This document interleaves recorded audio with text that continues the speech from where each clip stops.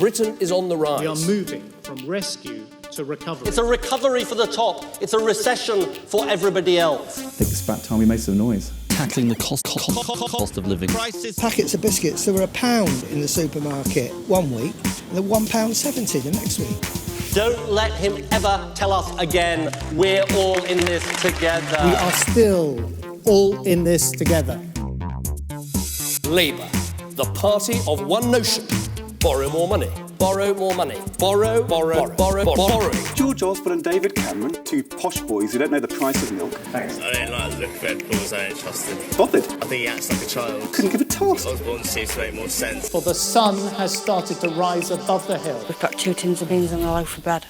And that's it. Getting the deficit down. Get the deficit down. Getting the deficit down. Getting the deficit down. Get the deficit down. Getting the deficit down. So we've got to make cuts. Tax cuts. More cuts. We're all in this together. So let's go for it.